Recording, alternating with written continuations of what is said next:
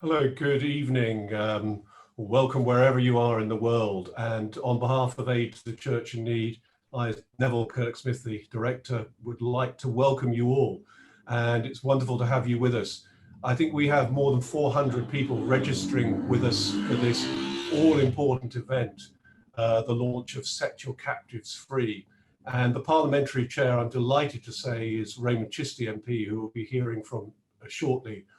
We have a good number of members of Parliament, members indeed of the House of Lords joining us, a few appearing on your screens as well. We're delighted that Sir Desmond Swayne can join us for a time.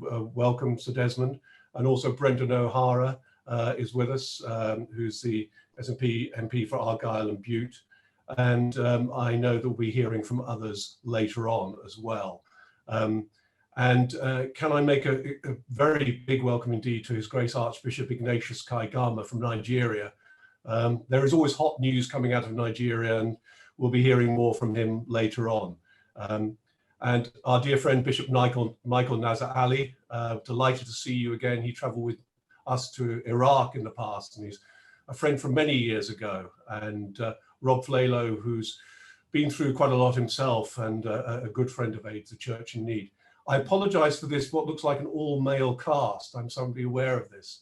But in fact, you'll see quite a few videos featuring people who are suffering, and you'll hear from, sadly, a good number of women who are suffering. And today, coincidentally, is also the International Day for the Elimination of Violence Against Women and Girls, as well as Red Wednesday. So I thought whilst people are still joining us, we can see that people still trying to join us on Crowdcast. And whilst people are still going to join us at this moment, I'd just like to introduce, for some of you who don't know the work of Aid to the Church in Need and people of different faith groups, you're very welcome joining us today in all that you go through in different parts of the world. We're in solidarity with you, but we'd just like to introduce a little short 2-minute video about the work of Aid to the Church in Need. Thank you.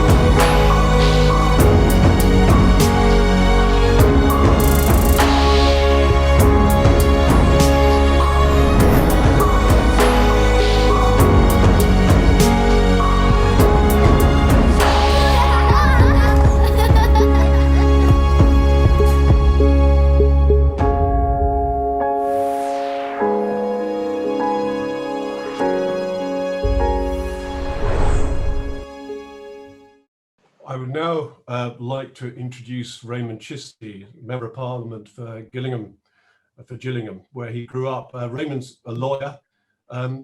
Unfortunately, one of the effects of lockdown was that it meant he couldn't run a marathon for Aid to the Church in Need.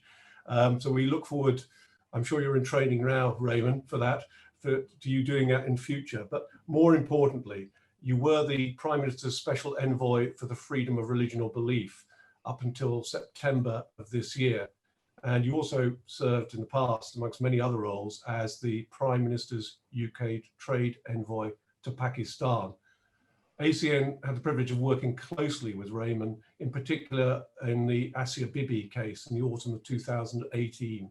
And he met with Asia's family, and he also took a very principled decision, we felt, to stand down as Conservative Vice Chair, partly on the ground of Theresa May's government's failure to offer Asia Bibi asylum to the UK. We look forward very much, Raymond, to hearing from you, because you work closely, I know, in looking at the Bishop of Truro review, and indeed we'll hear briefly from the Bishop of Truro, Bishop Philip Mount Stephen. We're just delighted he's able to join us at the last minute. We'll hear from him briefly later on. And we can only say thank you for what you've done for FORB, not just on behalf of Christians, but religious minorities around the world who are oppressed, persecuted, and suffering at this time. Raymond, thank you so much for being with us this evening. Neville, thank you so very much. And as you will know, in answering to your question, if I give my word, I stick to it. So yes, the London Marathon or a marathon in the near future, when the new restrictions allow, I would very much look forward to honouring that commitment. Firstly, I would like to thank Aid to the Church in Need for organising this vitally important event, introducing their new report, Set Your Captives Free, a report on Christians unjustly detained for their faith and for all their fantastic work in advocating for freedom of religion or belief around the world. And when I was the Prime Minister's Special Envoy, it was always a real pleasure to interact with NGOs from across the board when looking at setting review countries where the United Kingdom could make the most impact, and where there is significant infringement on FORB. And I always look forward to reading NGOs reports, and Aid to the Church in Need was one of those reports that I very much look forward to reading. Christians remain the most persecuted group in the world today, with 80% of persecuted religious believers identifying themselves as Christians. According to the latest research from the Pew Research Center, published earlier this year, Christians are harassed and persecuted in more countries than any other faith group, namely 145 countries from around the world. Worryingly, acts of violence and intimidation against Christians are becoming more widespread. And there is a trend faced by not just by Christians, but people of all faiths or beliefs. Unjust detention is yet another example of FORB violations that take place all over the world. And I thank ACN for their excellent report highlighting this issue. And the report that we have today, highlights incidents of FORB violations with individuals from across the world, covering the Uyghur situation in China, and looking at the issue of disinformation during COVID-19 and the situation of Muslims in India, and also touching on other faiths being affected with the misuse of freedom of religion or belief. Today, of course, is also Red Wednesday, a brilliant initiative of ACN, which aims to shine light on persecution, recognizing red as the color of martyrdom, the color of suffering. And I had the pleasure to also speak at ACN's Red Wednesday event last year at the FCO, at an event in Westminster Cathedral when I was the Prime Minister's Special Envoy for Freedom of Religion or Belief. During my time as the Prime Minister's Special Envoy from September 2019 to September 2020, a key focus of the work which I was leading on was with regards to the implementation of the Truro Review into Christian persecution and FORB for all.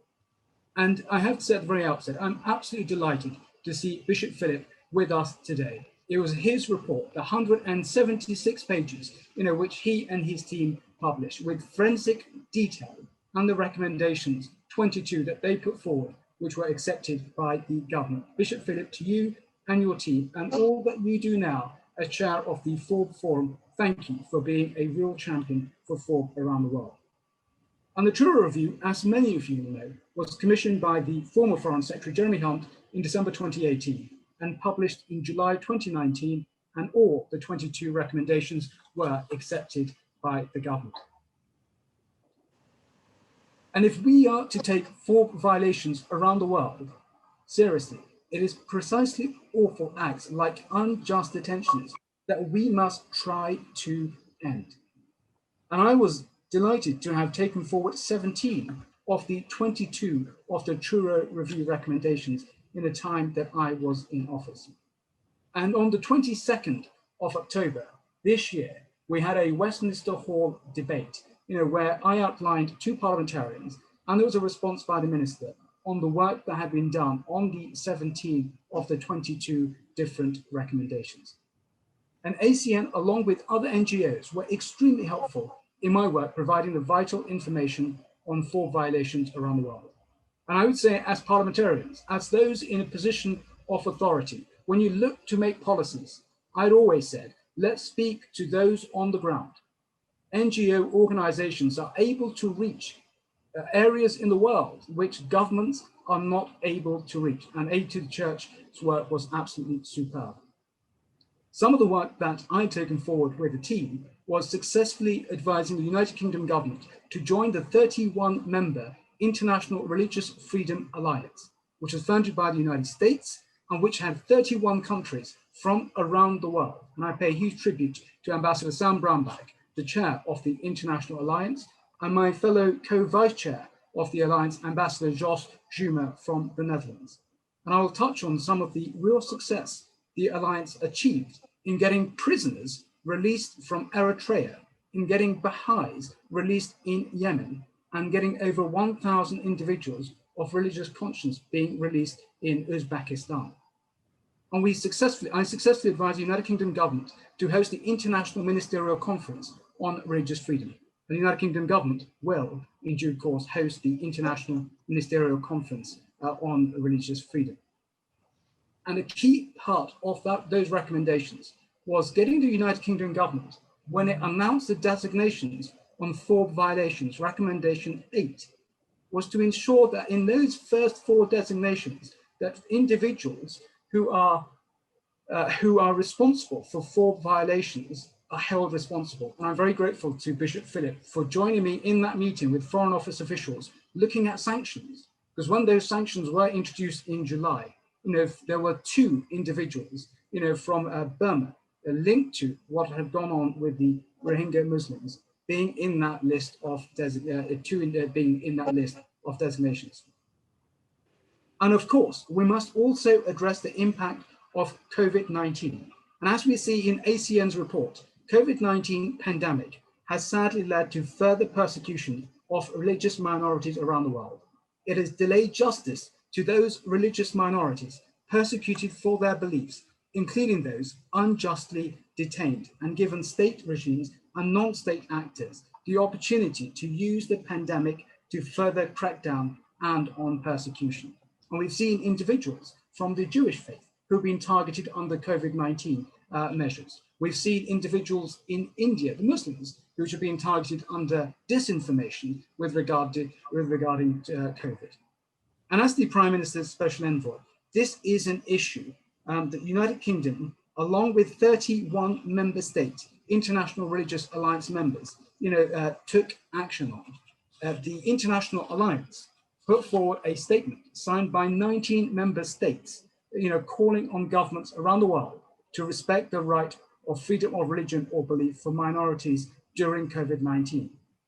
And again, the International Religious Freedom Alliance, and what's pertinent to today, played a key role in getting individuals who are being persecuted around the world, in Yemen, also in Eritrea, and in Uzbekistan, to be released during that period.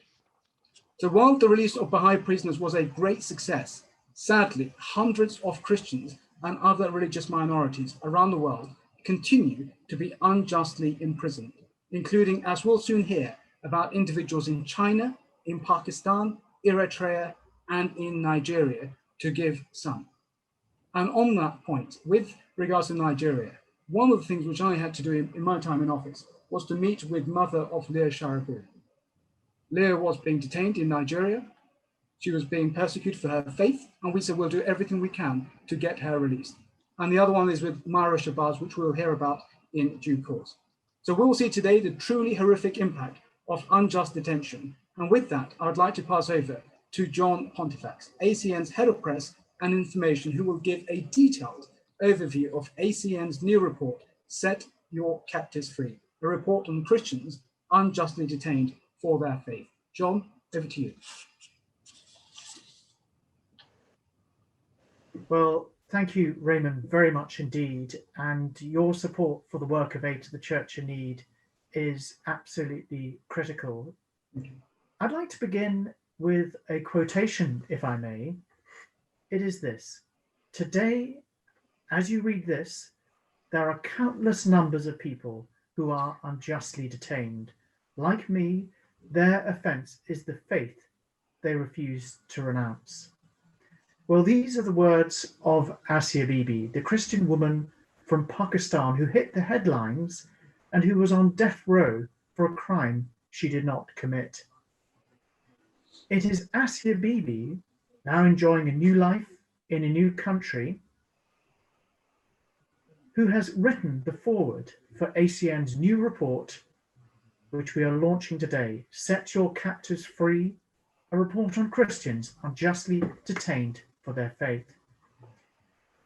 The report is unlike anything ACN has put together before now. For the first time, we tell the story of individuals, men, women, young and old, all of them, who are being denied their freedom.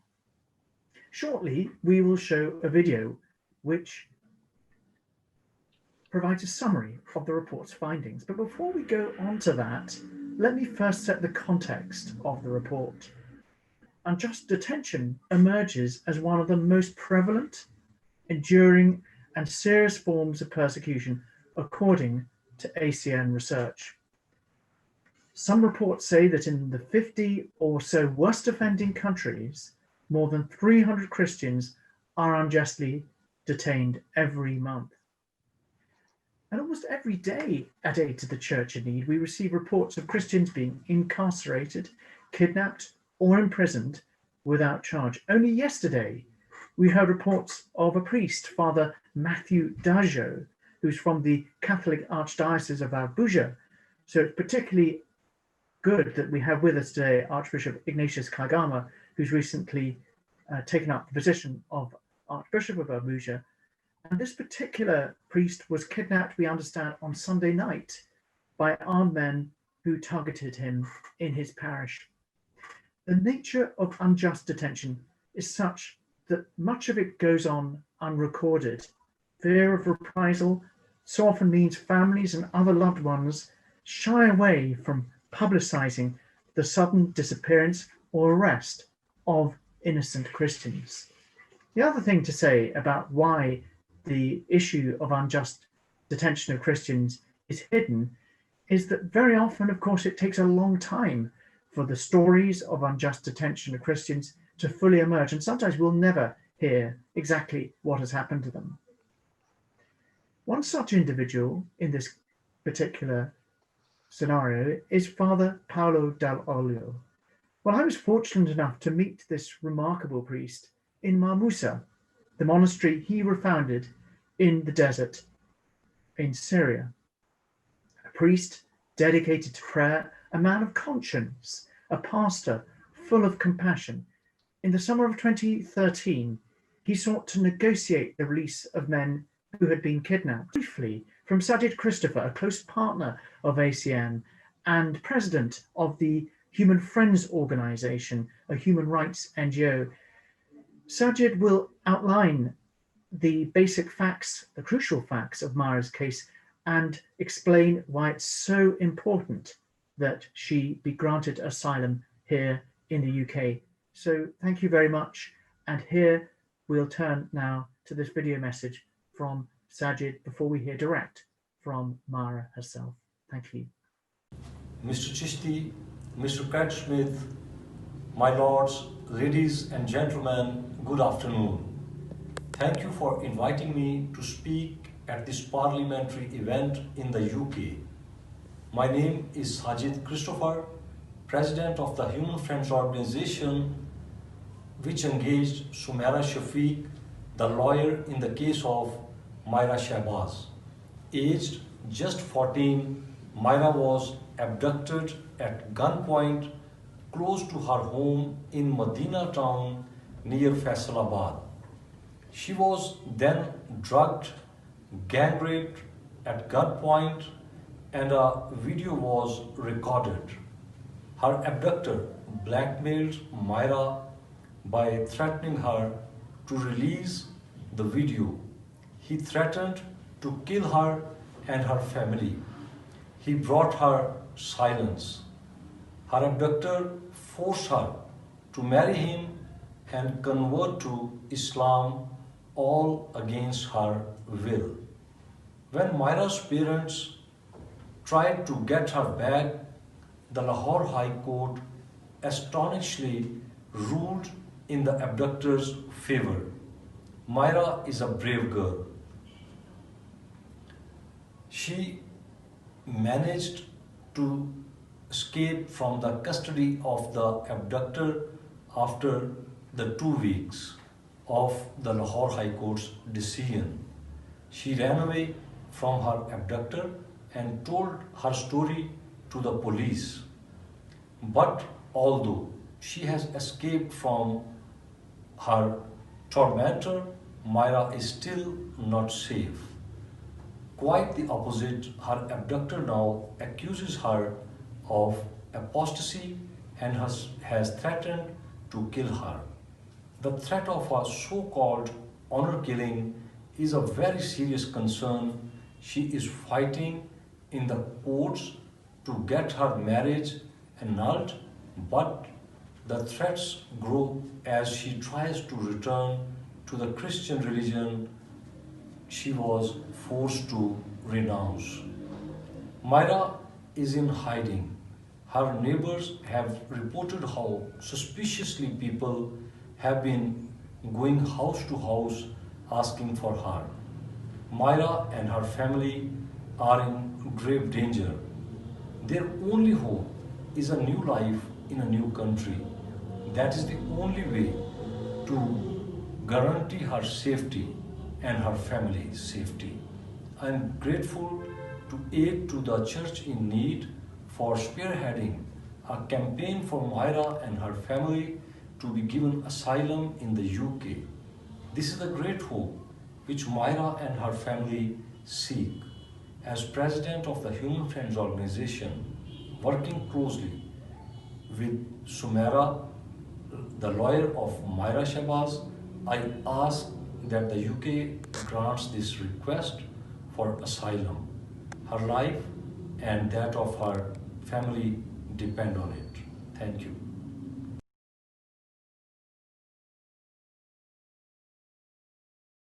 मेरा नाम मायरा है। अब मैं आपके सामने खुदा का जिंदा पाक कलाम पढ़ूंगी। ज़बूर 82 उसकी 3री और 4थी आयत। गरीब और यतीम का इंसाफ करो, गमज़दा और मुफलिस के साथ इंसाफ से पेश आओ, गरीब और मोहताज को बचाओ, शरीरों के हाथ से उनको छुड़ाओ। पाक कलाम का पढ़ा और सुना जाना हम सब के लिए बाइस बरकत हो। खुदा का शुक्र, आमीन। मेरा नाम मायरा है। 6 माह पहले मुझे गवाह किया गया था। ज़बरदस्ती मेरे साथ निकाह करवाया गया, ज़बरदस्ती इस्लाम कबूल करवाया गया, ज़बरदस्ती मुझे ब्लैकमेल किया गया, मुझे टॉर्चर किया गया और मेरे पे ज़बरदस्ती तशद्दुद किया उन्होंने। मुझे धमकियाँ दी जा रही थी, मुझे कमरे में बंद किया गया और मुझे धमकियाँ इस चीज़ की दी गई थी कि अगर तुमने हमारे हक़ में बयान ना दिए तो हम तुम्हारी फैमिली को कत्ल कर देंगे। मैं शुक्रगुज़ार हूँ बिशप इफ्तिखार रियाज की, उनके चर्च की, जिन्होंने मेरी बाज़ियाबी के लिए दुआ भी की और मुझे बाज़ियाब भी करवाया। मैं शुक्रगुज़ार हूँ इंटरनेशनल चर्च की और क्रिश्चियन कम्युनिटी की कि जिन्होंने मेरी बाज़ियाबी के लिए दुआ की। पाकिस्तान में मुझे और मेरी फैमिली को बहुत ज़्यादा ख़तरा है और मुझे और मेरी फैमिली को बहुत ज़्यादा धमकियाँ लगाई जा रही हैं और मेरी फैमिली और मैं बहुत ज़्यादा खौफज़दा हूँ। अब मैं दुआ करूँगी फरा शहीन, हुमायूनस और आरज़ू राजा के लिए जो इस वक्त मुश्किल से गुजर रही हैं। कुदूस कुदूस जिंदा लश्करों के खुदा बरवर के खालिक और मालिक, तेरा शुक्र ते तारीफ़ ते तमजीद करते हैं। तुझे था, तुझे है, तुझे आने वाला है, तू भला है, तेरी शफ़क़त अबदी है, तेरा प्यार निराला है, तेरी वफ़ादारी पुश्तार पुशती है। पेरा खुदावंद दुआ मांगते तेरी क्रिश्चियन कम्युनिटी के लिए। पेरा खुदावंद अपना दाहिना हाथ बढ़ाए रखना, तेरी कलीसिया जहाँ जहाँ भी है पेरा खुदावंद ने छूना, बड़ी बरकत देना। पेरा खुदावंद दुआ मांगते क्रिश्चियन कम्युनिटी की बच्चियों के लिए। पेरा खुदावंद अपना दाहिना हाथ बढ़ा के उन्हें सेव करना है। पेरा खुदावंद अपने परों में छुपाना, अपना दाहिना हाथ बढ़ाना। पेरा खुदावंद दुआ मांगती हुमायूनस के लिए, आरज़ू राजा के लिए, फरा शहीन के लिए कि इस वक्त जो भी मुश्किल में मुब्तला है पेरा खुदावंद अपने दाहिने हाथ को बढ़ा के शैतान के बंधन को तोड़ के पेरा खुदावंद ने आज़ाद कर। तू हर एक काम करने की कुदरत रखता है पेरा खुदावंद। दुआ मांगती बिशप इफ्तिखार, उनकी टीम के लिए, उनके चर्च के लिए, उनकी फैमिली के लिए कि खुदावंद ने बड़ी बरकत दे, हर बरकत से नवाजा पेरा खुदावंद। पेरा खुदावंद इन तीनों बेटियों की फैमिली के लिए दुआ मांगती पेरे खुदांदा, इन्हें हौसला तसल्ली देना पेरे खुदांदा, इन्हें बड़ी बरकत देना मांगती तेरे मीठे रब के नाम से। Okay, so we're going to be continuing now, and what I will say again is apologies to people who are perhaps tuning in now.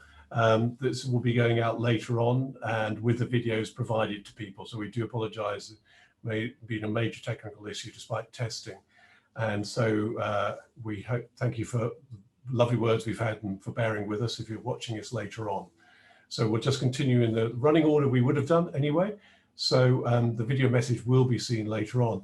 And I would just like to say, if you haven't already done so, please do sign the petition calling on the Prime Minister Boris Johnson to grant Myra asylum to the UK. At the moment, I think we've got over 11,000 people who've signed that at the time of this recording. So we're greatly encouraged by that. And I know a number of MPs are taking that further forward. And we will also be circulating amongst parliamentarians again a special letter which we'd ask MPs to sign, and maybe you or the constituents could also ask your MPs to sign that letter. And that's available on the acnuk.org website, Red Wednesday Advocacy, and you'll be able to find that there.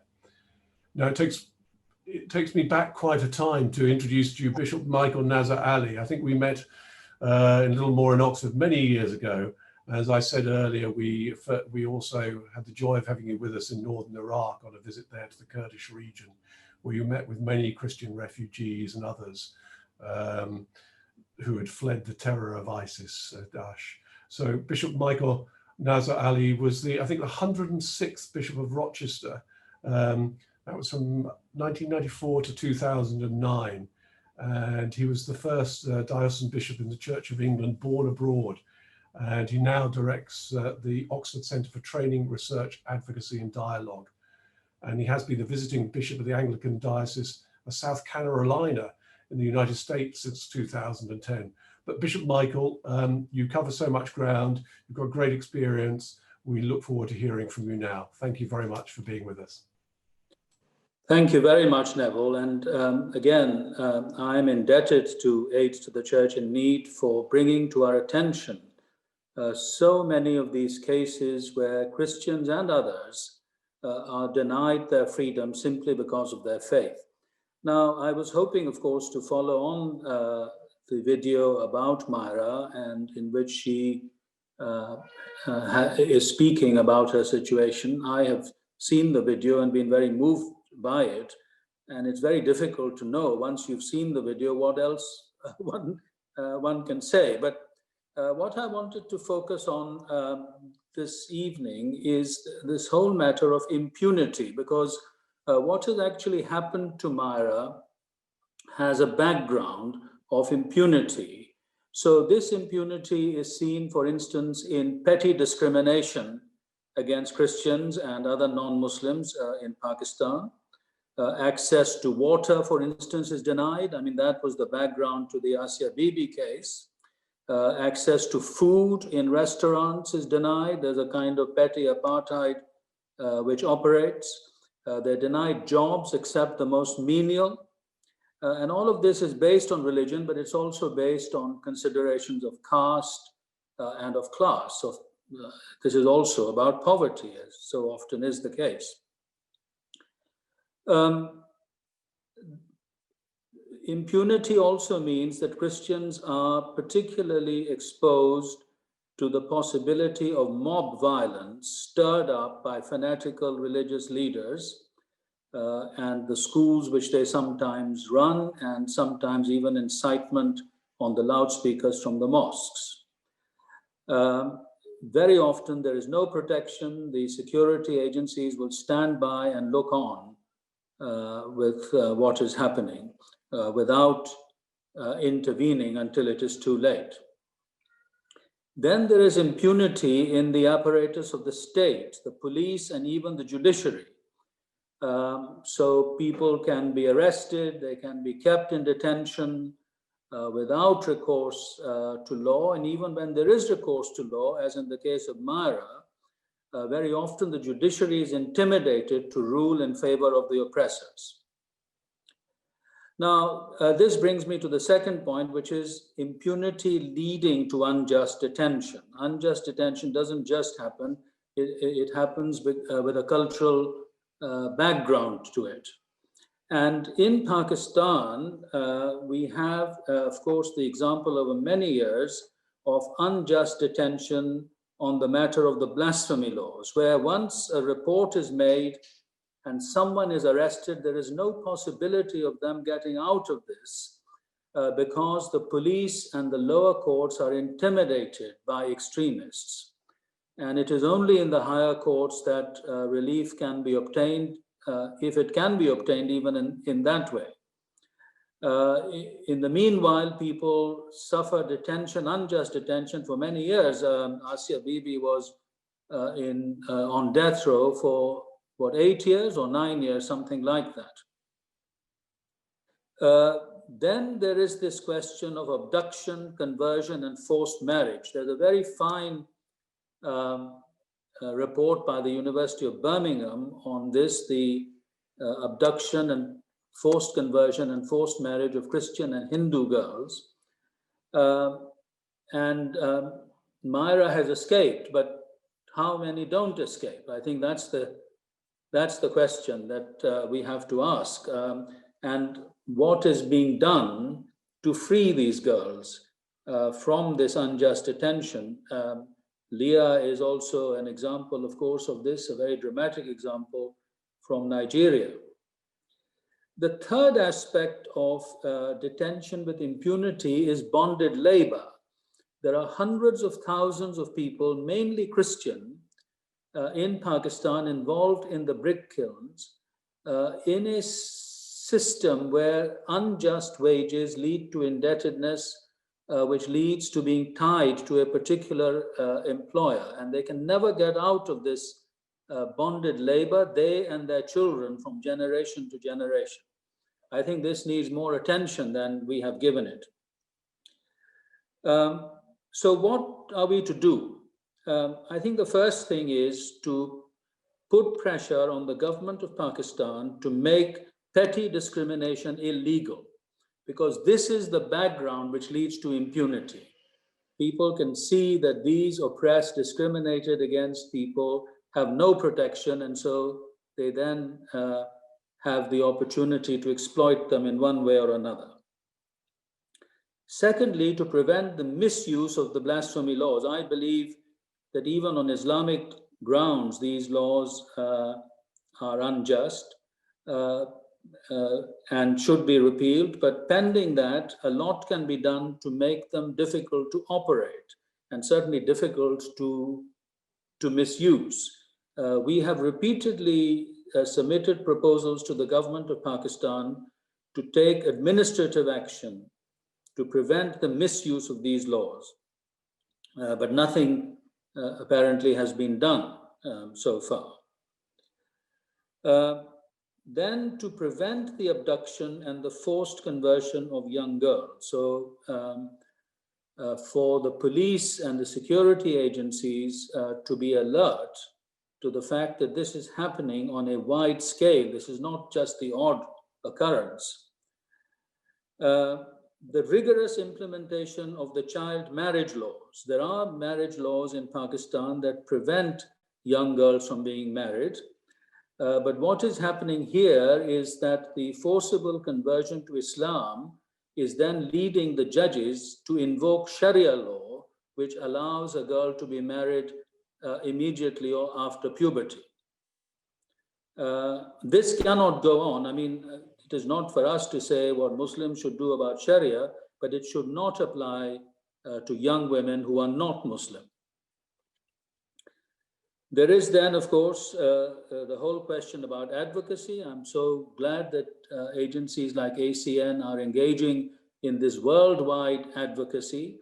When the 5-yearly reviews come up before the Human Rights Council of the United Nations, we should be especially active on this issue. And then finally, there is the question about asylum, that in a few cases, it will be impossible for people who have suffered impunity to continue to live in a particular community and even in a particular country. The new Home Office, well, newish Home Office guidance on this with respect to Pakistan says, I think, that if people are not safe in one part of the country because of modern communications, they are not safe in any part of that country. And so asylum will then be the only route available for them, as it seems it is now for Myra. So thank you. God bless your labor and God give you fruit from that labor. Thank you very much, Bishop Michael, indeed, for those powerful and encouraging words and challenging us to do much more. And I would like to say that we hope at this stage we'll now be able to, for you to see, if you're following us in a recording afterwards, a short message, a short video of Rebecca, Leah Sharibu's mother, just at this stage. Ni ce Rebecca Sharibu, Maman Leah.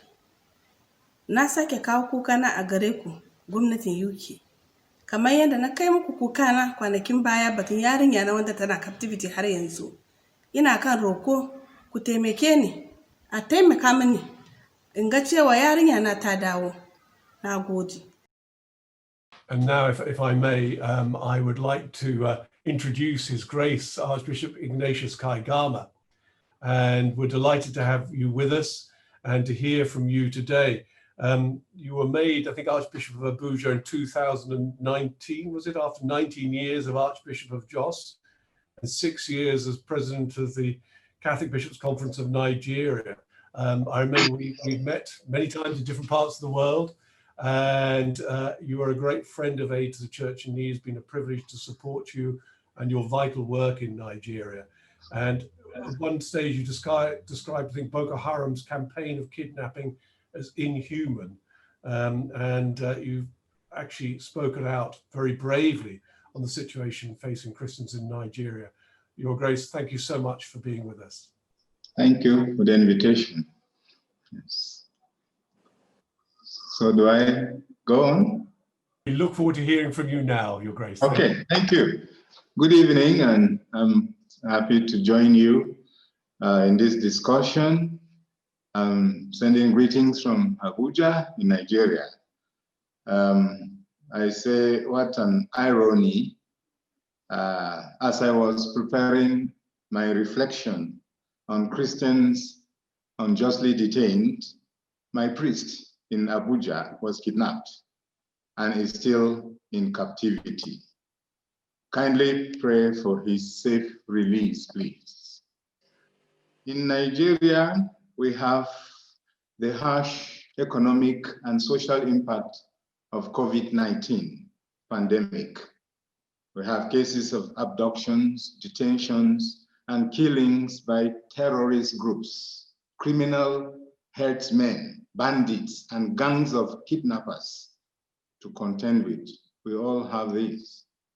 It is no longer news that Boko Haram is vicious in their attacks, reckless in killings, legendary in their hatred of Christians and Christianity. Kidnappers also apprehend innocent citizens in the bushes, on the highways and homes. Last week, in one of our parishes in Abuja Archdiocese, behind the parish house, 5 children of the same parents were kidnapped. And the following day, a woman preparing for her church wedding was also kidnapped. They have not been found. Leah Sharibu, the Christian girl kidnapped and held by the renegade group Boko Haram for over 2 years, and others like her are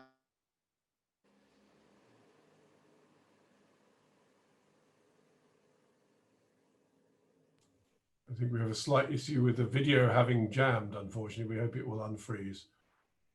I think we have more than a few gremlins today, unfortunately. But I hope we'll get back to the very powerful witness of His Grace Archbishop Kaigama and be able to pick up a recording as well.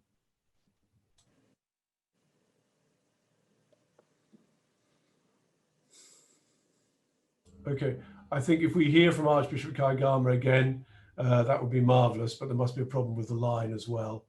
I would like to ask at this stage, Rob, I'm sure we'd be able to hear from you. Rob Flelo, if you're, for those of you watching, Rob was a Labour MP, I think, for 12 years, Rob, weren't you? And you made the headlines very unfortunately when you were deselected by the Liberal Democrats, but for a wonderful reason in many ways, so many ways, an outstanding reason. You chose principles based on religious beliefs over party loyalties and policies. Especially it was due, I think, to your voting record on same-sex marriage and abortion that you were deselected, having seemingly been selected. So Rob, we'd love to hear from you, if we may, a different take, I know, on what it is to suffer for your faith and your beliefs in this culture here. Thank you, Rob. Thank you, Neville, and good afternoon. And thank you for inviting me to speak with you today. It is an absolute privilege to support the work of Aid to the Church in Need. We have heard some very powerful speeches and testimonies, and the Set Your Captives Free report contains many, many more cases and deeply disturbing examples of persecution. We've heard this afternoon, we've seen the report, case after case of individuals, terrorist groups, militia, and kidnappers targeting especially young Christian women and girls. But I think it's the record of shame of governments around the world which also has to be called out and tackled. From states with already dire human rights records, such as North Korea, to countries that seek to be at the heart of global commerce, like China. It's a familiar story, one of imprisonment, destruction of churches, and state interference. So maybe when we order our goods from China, we should be asking about Bishop James, Bishop Toy, and all the others. As we've heard, countries such as Pakistan that have supposedly enacted laws to protect minors then have courts either unwilling or unable to uphold those laws when Christian children are involved, as in the case of Myra. Now, you may ask, and Neville's given a bit of an introduction to why ACN would want a speaker commenting on the situation in the UK. Well, surely we don't have persecution of Christians here in the UK. Surely we have religious freedoms in this country. Surely we don't see Christians stop from living their lives here. Well, I think it depends on what you mean by persecution. Most people quite understandably see persecution as false imprisonment, torture, loss of property, murder. But then persecution also covers losing your job, missing out on a promotion, unnecessary visits from the police, other forms of discrimination.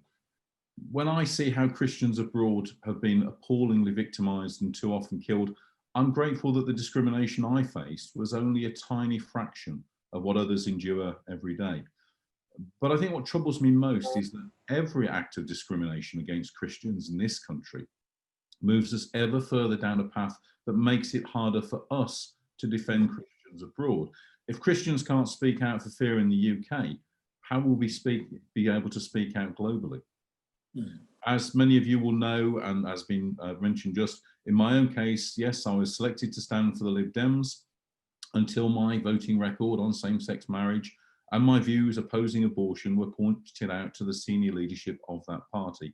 I was accused of all manner of things, none of which were ever clarified, and dumped as a candidate just days before close of nominations, leaving it too short notice for me to stand as an independent. What was then very worrying was my legal advice that said basically a UK political party can discriminate against a person's religious views if they don't accord with that party's manifesto. Perhaps what saddened me a little bit as well was the lack of support from the bishops, but I guess they had other troubles to distract them. So under English law, a person of faith adhering to the published teachings of their religion can be refused to be standing as a candidate.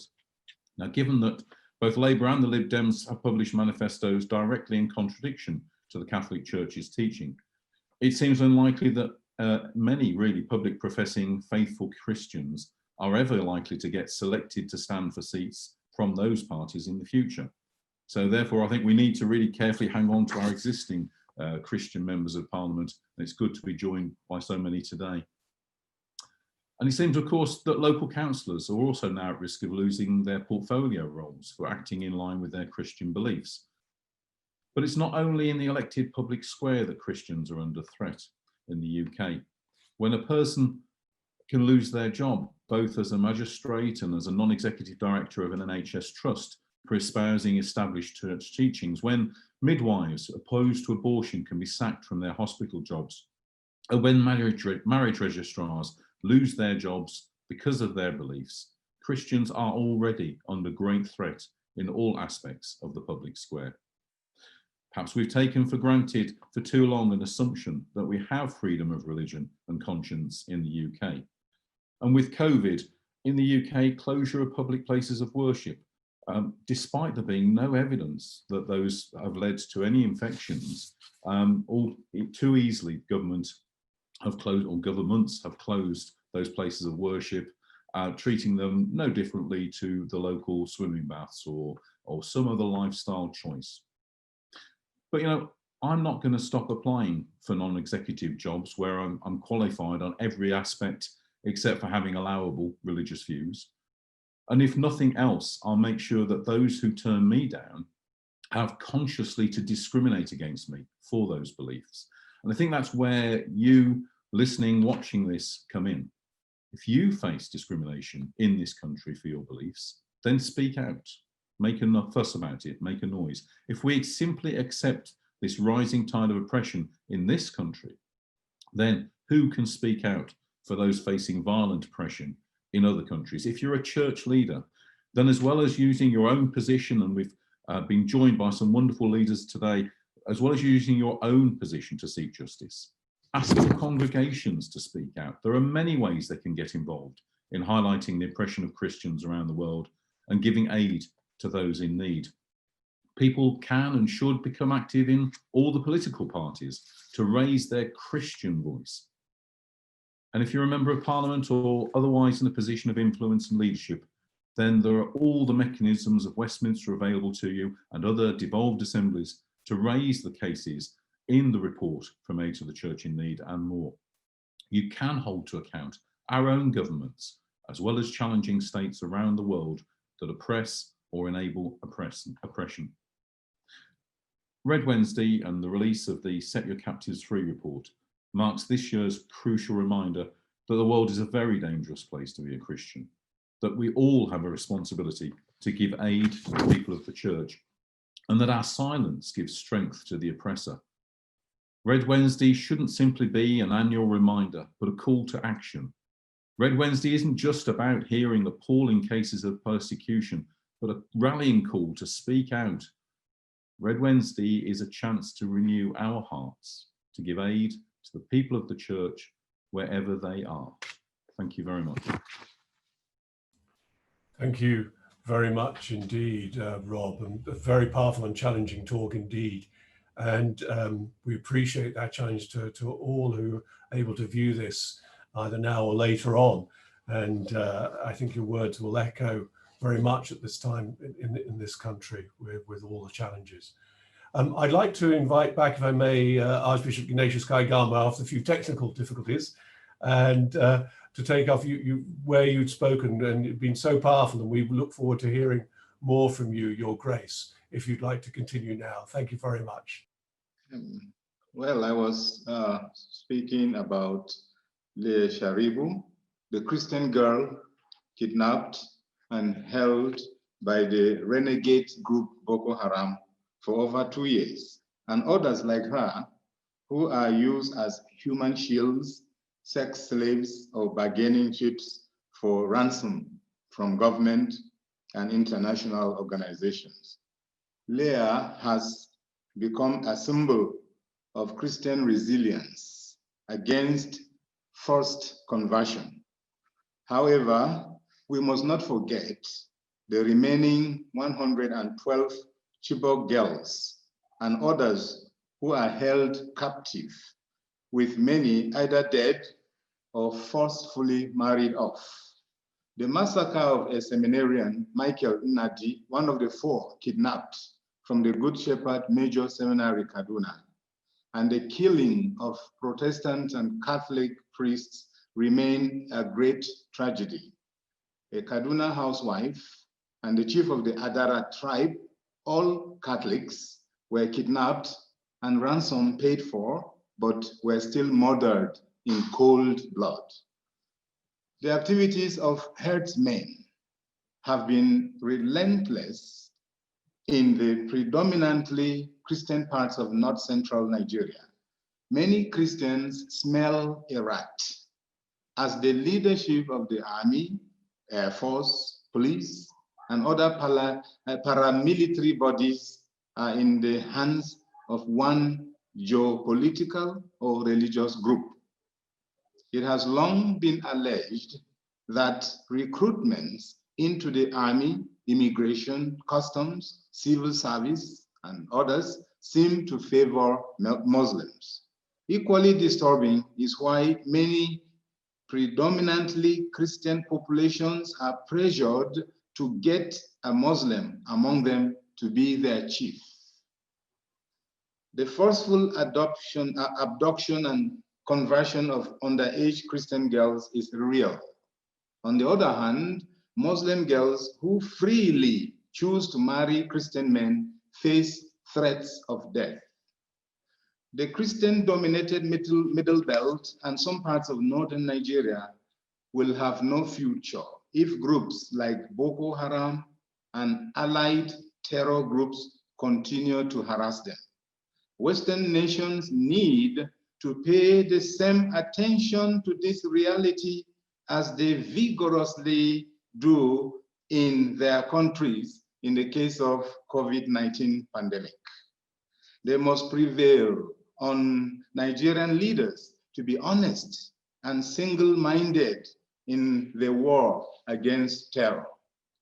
The UK and other nations with Christian roots should speak and act more in favor of freedom. In northern Nigeria, for instance, in the core north, there should be freedom to acquire land for Christian religious purposes. And I believe that together with the United Nations, the UK, the European Union, and key countries like the United States can do more in sharing strategic intelligence information with Nigeria and give more technical support. The humanitarian support given is well appreciated and very greatly needed even now, but there must be an effective monitoring of its use. The Catholic Church, with its track record of standing with and for the poor, and its support to victims of terrorist activities and other disasters, surprisingly, is not included in the allocation of foreign government aid. Similarly, the Nigerian government, in constituting, for example, the Northeast Development Commission, where Boko Haram exists, failed to include a representative of the Catholic Church, whose Justice, Development, and Peace Department has significantly promoted the spiritual, psychological, and material support to thousands of affected persons. Thank you, Aid to the Church in Need, for your abiding concern for unjustly treated Christians around the world. Also, your work in the construction of pastoral projects, training of seminarians, catechists, and women is acknowledged with great gratitude. God bless your benefactors and benefactresses for the sacrifices they make. We are united in prayer and action for Christians unjustly detained for their faith. We strongly urge that they all be set free. Thank you. Thank you very much indeed, Your Grace. And I think the words tonight, which could be used time and again, about challenging and this encouragement to us to do so much more and to understand what is taking place, what Christians and indeed many of different religious minorities endure in different parts of the world. But even when Christians are not really a minority, this is still the case. So it is quite extraordinary, and your words encourage us all to do more. And we count it a privilege to support you at Aid to the Church in Need. And our prayers are with you and with your dear people. I would like at this stage to say a big thank you to the main speakers. We also have some questions coming in, and we're delighted to be joined by Brother Augustine, a teacher at St. John Bosco College in Battersea. And this, even if it's isn't able to go out live, will be going out recorded and well edited. Brother Augustine, we'd love to hear your question, and we've got a number of other questions which we've received. Thank you for being with us. Thank you so much for welcoming me. Yeah, my question goes thus. Your Grace, considering the religious diversities and its implications, what can be a prerequisite for an authentic and harmonious religious coexistence in Nigeria, keeping in mind the differences in religious beliefs and values? Do I answer now? Yes, please do, Your Grace. Okay, well, Nigeria is multi-religious, but the two main religions are Christianity and Islam, and they all compete for numerical strength. Everybody will tell you we have the bigger population, and there exists a relationship that should be more cordial, but most times is full of suspicion and distrust. And we are quite concerned. I want to tell you there are Christian and Muslim leaders who are anxious about this, who are worried about this. And that is why we have the NIREC, the Nigeria Interreligious Council. We have the Sultan of Sokoto. We have the president of the Christian Association of Nigeria as co-chairman. This is all an effort to create a better understanding and a spirit of harmony and coexistence. That these narrow religious views we hold do us a lot of harm and destroy a lot of things in the country. So we are quite concerned and working hard in bringing about understanding, harmony, and peaceful coexistence. Thank you very much, Your Grace. And we're also delighted, Brendan O'Hara, as I said, is the MP for Argyll and Bute SNP, and you were with me visiting some of the refugee camps, Brendan, weren't you, where we met the Syrian refugees just across the border in Lebanon, the Bekaa Valley and elsewhere. And you've gone forward with many cases. I know, we appreciate that greatly. So Brendan, I know you have a question, and thank you for being with us. Thank you, Neville. And before I get to my question, I'd just like to thank ACN for all the work that you do and for producing this excellent report, which gives voice to the voiceless. It's absolutely essential, and no one should ever downplay the importance of the work that you do. And it was with your help that I raised Myra's case in Parliament back in October. And we've just listened to Myra, and it was shocking and deeply disturbing, but sadly not unique. And we've heard it so many times in Pakistan, we've heard it again today in Nigeria. And I remember back in February, on the floor of the House of Commons, I raised the case of Huma Yunus, the 15-year-old Pakistani girl who'd suffered exactly the same way that Myra has. And I asked the leader of the House, Jacob Rees-Mogg, to raise his case with the Pakistani authorities.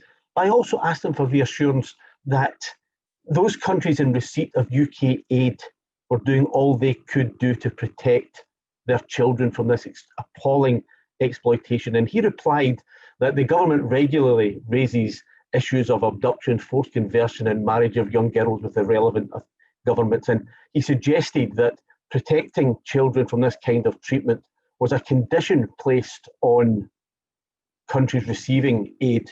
And so my question probably would be to Raymond. In his time as Special Envoy, was he aware that this was the case? Was it ever discussed with him, or was he aware that this policy was being put into practice? And if it is the case, why are so many young girls still being failed by governments who are in receipt of UK aid money? And how do we, together as parliamentarians, protect women and girls from this? We have to do something to help. We have to be seen to be helping, because our brothers, and particularly our Christian sisters, deserve nothing less. Raymond, may I ask you to try and answer that question? Thank you, Raymond. Yeah, no, Neville, thank you. And Brendan, can I just thank you for all that you do? And I think the debate which I led on the 20th of October, looking at the implementation of the Truro Review and the progress on that and Form for All, it showed parliamentarians all coming together from the SNP, from Labour, from Conservatives, you know, in making it very clear to the government minister that FORB is a top priority for parliamentarians across the House. And Brendan, in regards to your specific point, yes, it is something which I raised directly with Greg Hands, the Minister for Trade, I think on the floor of the House.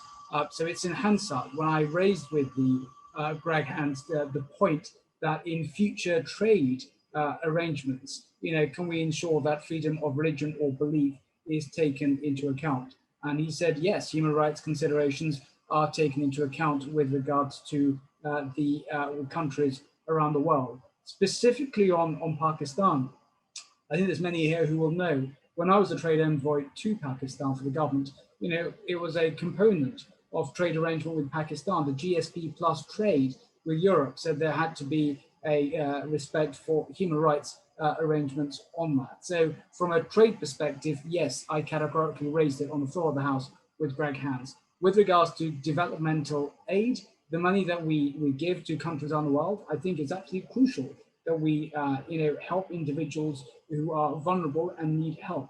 And therefore, we need to ensure that the aid money that's given to countries around the world addresses the issue of how it's spent. And I think specifically in some countries around the world, there was issues that were raised with regards to curriculum, money, textbooks, which were, you know, given to aid money given, and did those textbooks have the issue of discrimination against one faith or the other? Yes, of course, those conversations were had and discussions had. So in answering your point, absolutely crucial that when we look at developmental aid across the board, and the Truro Review, there are many recommendations which look at developmental aid, is that we need to ensure that it addresses the issue of discrimination and for all. Thank you. Thank you very much. We have some further questions, but Bishop Michael Nazar Ali, you would like to ask a question at this stage, please. Thank you. Can you unmute? Sorry. It's not a question. It's in addition to the comment that Ray has just made. Well, let me tell you a story. Some of you may remember Mr. Abdul Rahman, an Afghan man who converted to Christianity and joined the Catholic Church, who was then sentenced to death for apostasy in Afghanistan. Eventually, he was released after interventions. He was declared insane. Those were the grounds for him being released, and is now a refugee in Italy.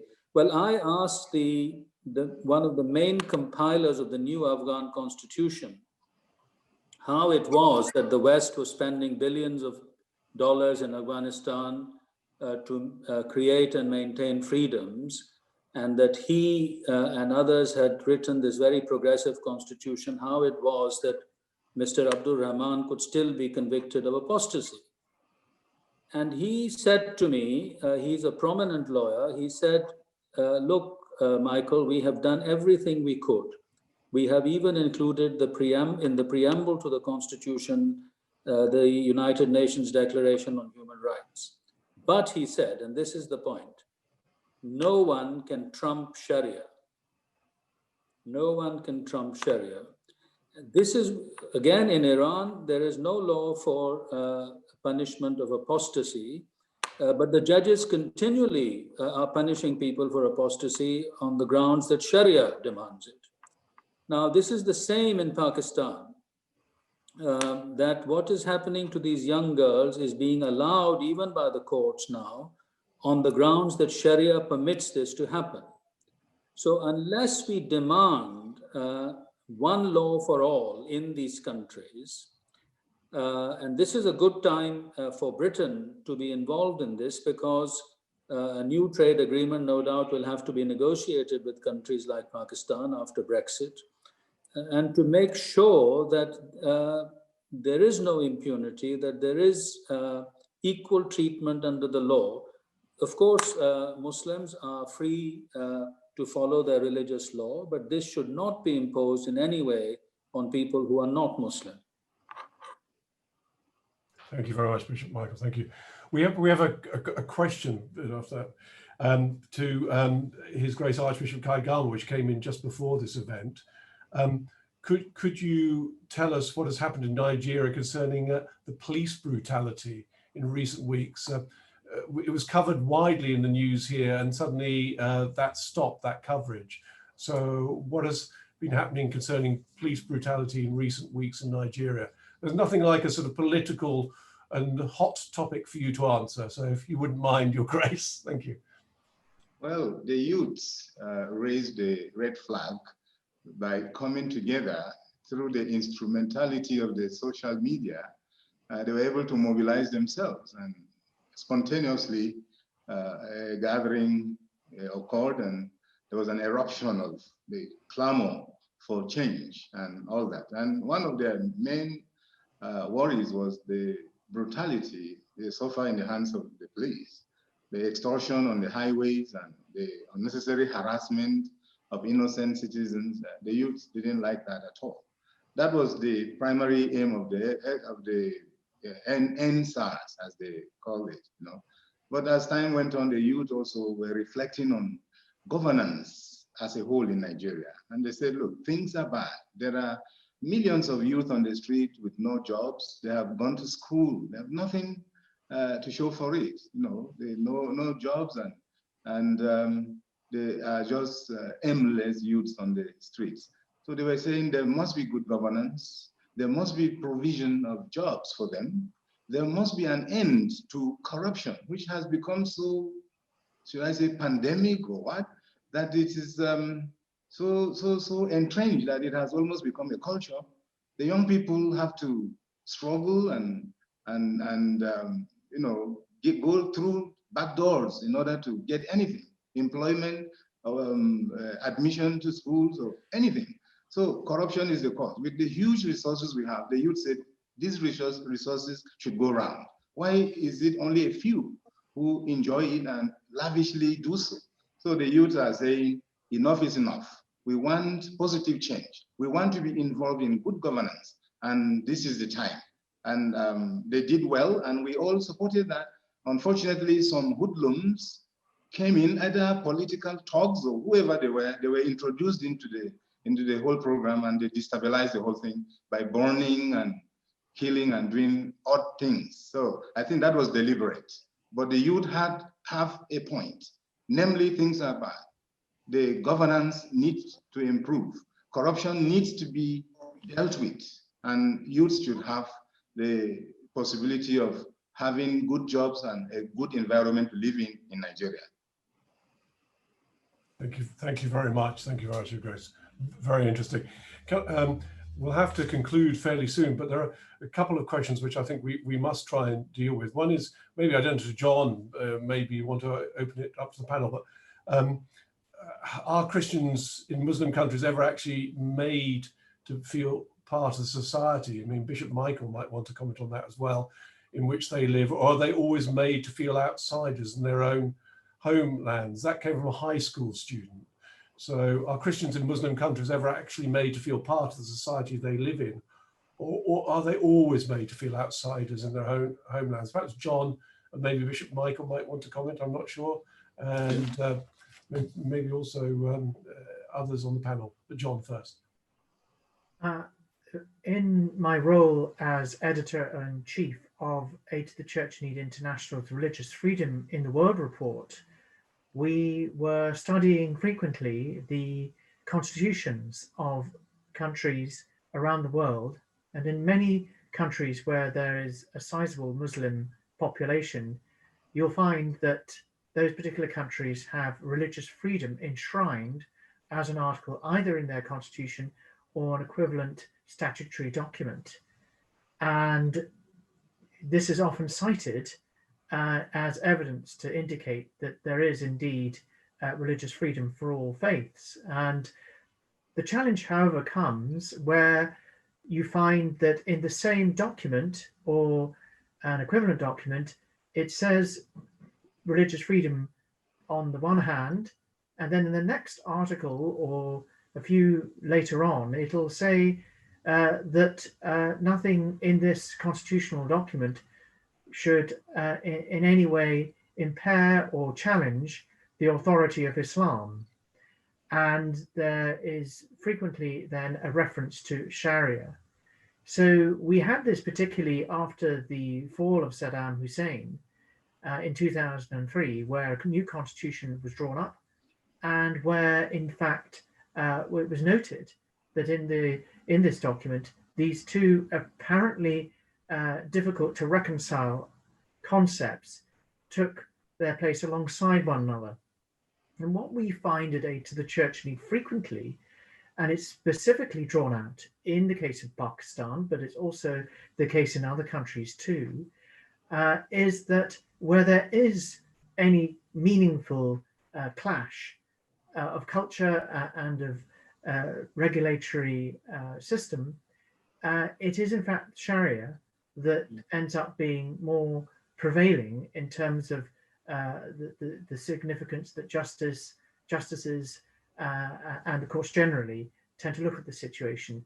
And it's particularly relevant with regard to the Mara Shabazz case, because if you recall back on the 4th of August, when her case went before the Lahore High Court, the judge presiding at the time said, well, look, she's embraced Islam, and therefore that should be considered the preeminent factor. And the fact that there was very clear evidence, including a Nadra birth certificate, to show that she's underage, was not taken seriously. So I would tend to assert the point that Bishop Michael made earlier, which is no one can trump Sharia. And with that, perhaps I'll hand over to Bishop Michael for his thoughts on this. Bishop Michael. Yes, thank you. Yes, I mean, I agree with that. I think there is also the wider background of the Dhimma. The Dhimma was the arrangement in the Muslim world which allowed Christians, Jews, and Zoroastrians, and then others, to live in Muslim domains, but under quite severe restrictions on religious freedom, on social and political rights, and so on. So there is this mentality that's been created both among Muslims and non-Muslims, or an expectation that non-Muslims will be treated as second-class citizens. And this is very difficult to get rid of. It is very deeply ingrained on every side, and often governs the relationships between Muslims and non-Muslims in many Muslim countries. As you say, Article 18 of the UN Declaration, well, Pakistan, for instance, was one of the parties that encouraged the formulation of Article 18, but much water has flowed under the bridge since then. And but always, what is given with one hand is taken away with the other. And the reference to Sharia as the only source of law, which is also found in many constitutions in the Islamic world, takes away from any liberty that might otherwise be granted. In the declarations of the OIC, the Organization for Islamic Cooperation on Religious Freedom, Article 18 is always notable by its absence. It's not there at all. The situation is even worse with converts. They have no legal status, they have no legal persona sometimes. It is difficult for them to obtain identity cards and passports. And this whole question of the right to change your beliefs, to change your religious affiliation is a very important one in many parts of the Islamic world. So unless all of this is addressed, and I mean, the only way in which it can be addressed is through a Bill of Rights approach, where even in countries that profess to be democracies like Egypt or Pakistan, unless there is a Bill of Rights that protects non-Muslims as well as Muslim groups like women, the situation will not change, and there will always be this appeal to Sharia that will negate everything else that is given. Bishop, thank you very much, Bishop Michael. We had a question which came in, which was what can be done on the world stage for persecuted Christians in Pakistan? That was from the King's College CathSoc. I think we've sort of touched on that.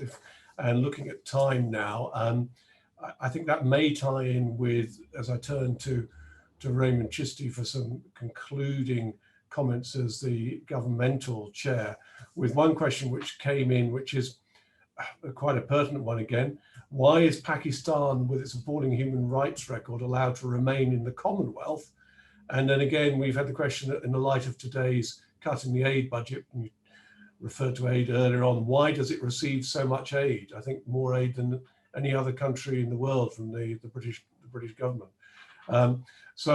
Raymond, having handed you a rather hot potato with those questions, or a few hot potatoes, could I ask you to conclude? Because I think the feeling is, what can and should the government do? What can the media do? What can we do?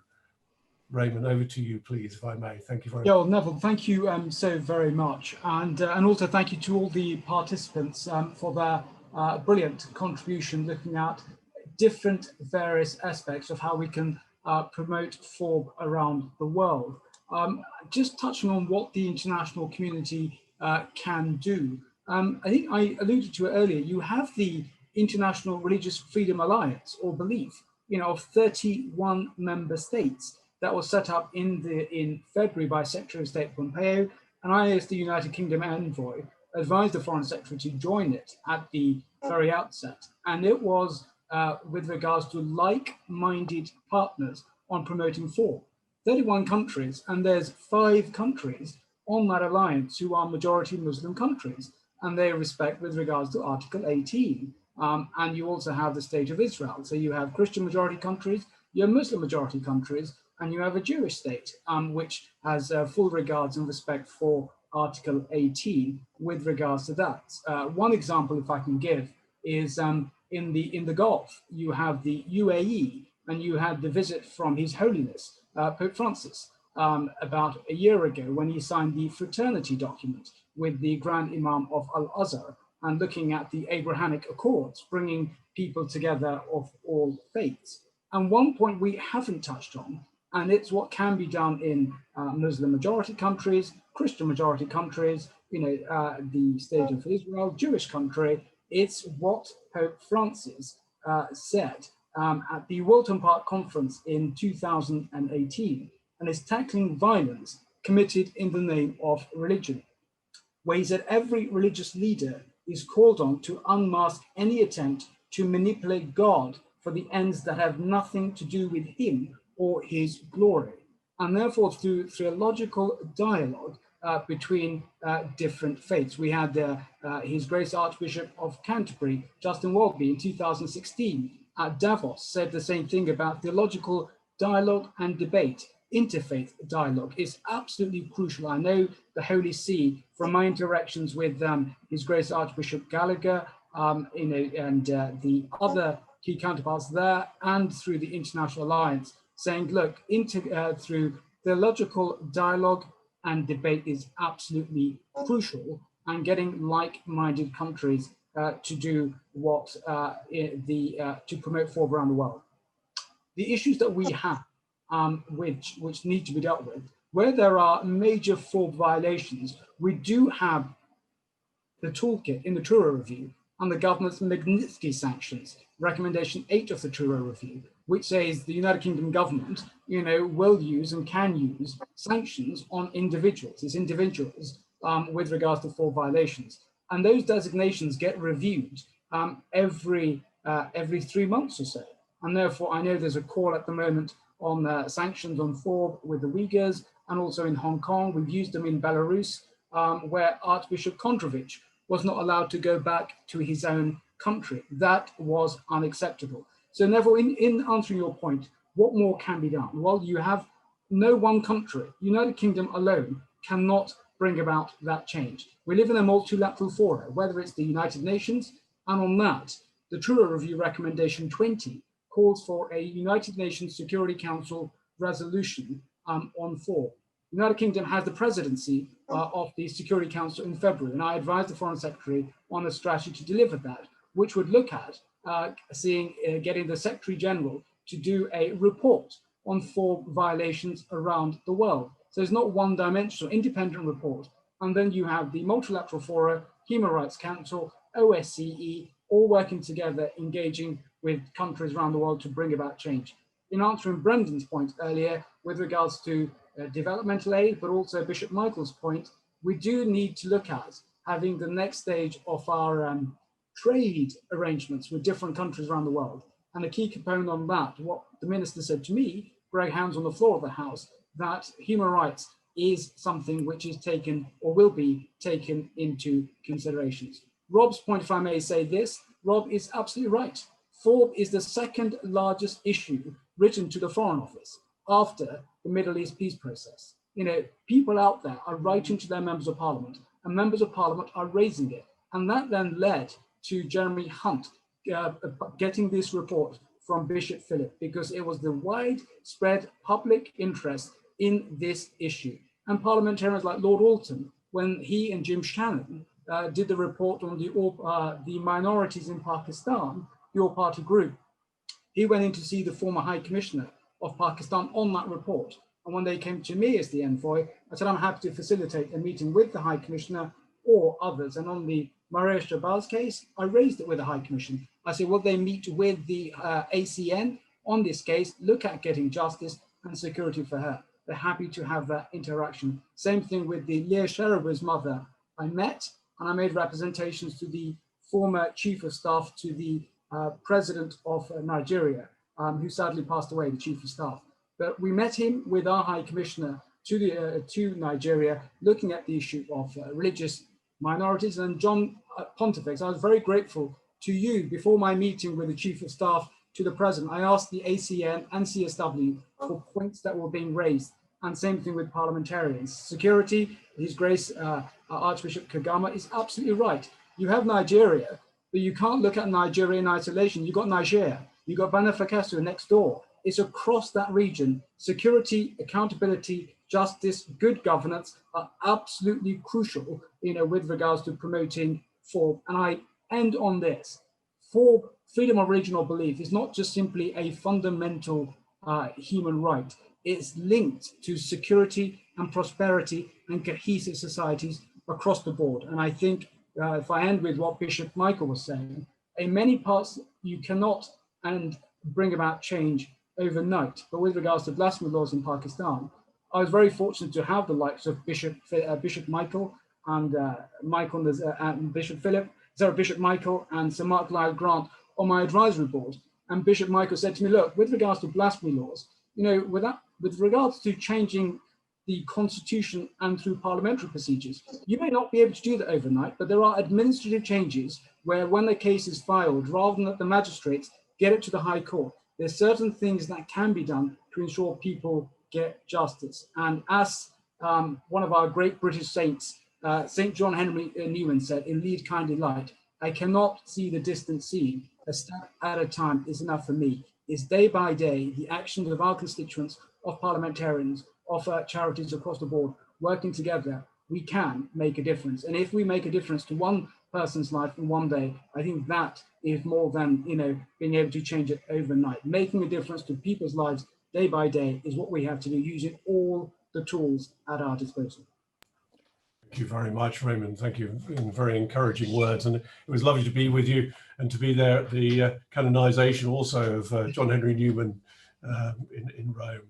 And those encouraging words, but there's so much more to do. It's one step enough for me. I think we want more steps at a time, actually, and we feel that at the moment. And what I can tell you is, as this is recorded now, we've had 11,306 people who signed the petition concerning Maria Shabazz. So that is a real encouragement. That letter will be presented to the Prime Minister in due course before too long. And we know there's a momentum here to try and do something to help her and to help others. And we remember Leah Sharibu, we remember the others as well. And we have to keep the pressure on, we have to pray and we have to act. And if you haven't at this stage when you're watching this, ordered your copy of the Set Your Captives Free report, please do that and share the report summary online. I think that I can only echo really the words of Father Verenfried, the founder of AIDS, the Church in Need. I said them, I think, on the steps of Westminster Cathedral one Red Wednesday before.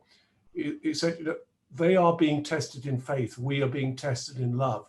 And that being tested in faith, which we see around the world, which we know in our own communities, as His Grace has spoken about today and Bishop Michael has spoken about.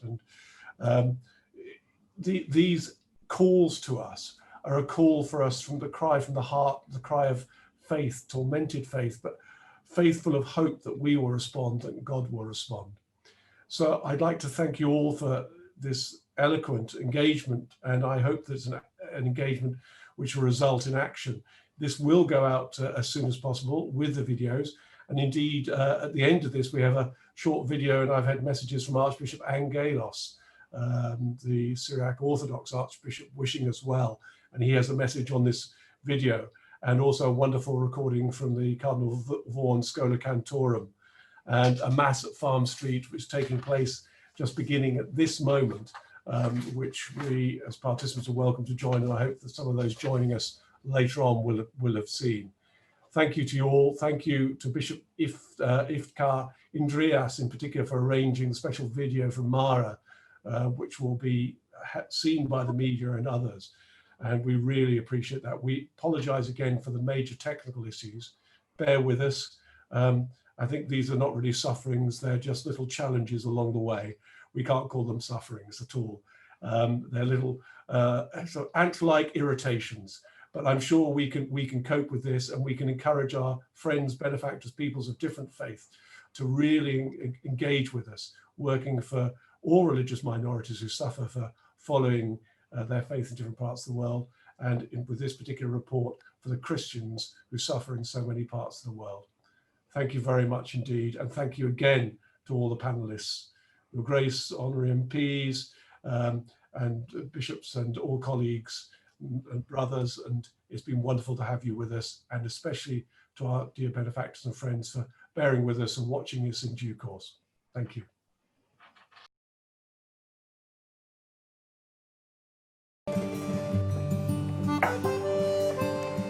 نحن وقت اللي تحررت الحارة من العصابات المسلحة رجعنا عليها وقررنا انه خلص نحن بدنا نقعد هون بأي شكل كان، شو ما كان، نحن بالحمدية بنضل بالحمدية. عيد مميز لأنه البيت صار جديد حلو. هلا هو البيت كان حلو ونحكي ما في حد ما بحب بيته، بس هالسنة أحلى بجهود ICN. Greetings to you all. It's that time of year again, and while we can't be with each other in the same proximity, what brings us together is our conviction to stand for those for whom we have stood for shoulder to shoulder and side by side for the past years. Red Wednesday has become something that is not only an ACN initiative, it's become something that has become UK-wide and even global.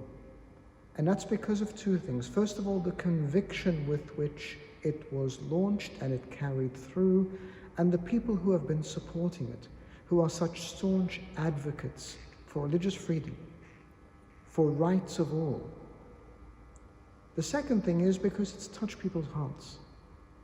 We now know of individuals and communities persecuted around the world. We now know of the struggles they face, the pains they experience, the marginalization, alienation, the injustice. And that doesn't stop because of a global pandemic. In actual fact, what we've discovered is while the pandemic has affected us all, it has fallen with greater weight on those who are more persecuted and suffer injustice. We've seen communities vilified. We've seen communities scapegoated. We've seen communities blamed, and yet we know that those communities are so faithful in their witness. I am so thankful for you all, each and every one of you. You know that this is so close to my heart. My own community has suffered persecution for generations, and yet it has not fallen into a mindset of victimhood or defeat. What it has done is has given us greater hope in our faith, knowing that our God, the supreme sovereign God, holds us faithfully in his hands. And so we pray for all those persecuted, and we share that experience with them.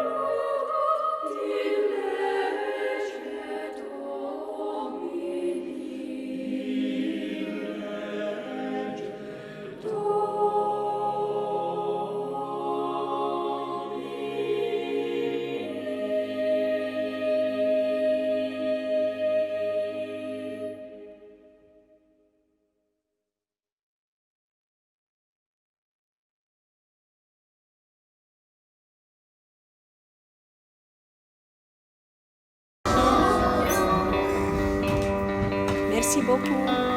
Merci beaucoup. Thank you so much, and I wish you all good health, and God bless you all.